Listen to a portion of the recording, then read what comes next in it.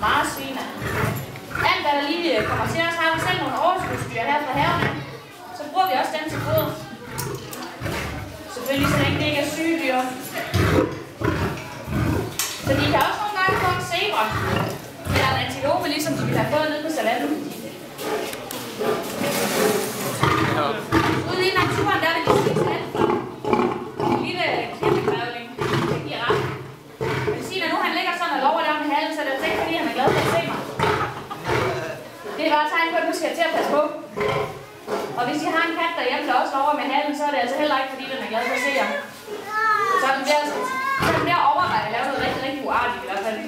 Så skal man passe på fingeren.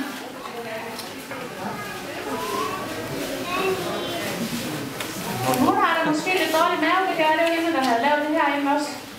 Og hun har ikke og lige holde lidt øje med hende. Hun spiser godt nok heller ikke rigtig noget nu. Ja, det gør hun. Ja, det må man det.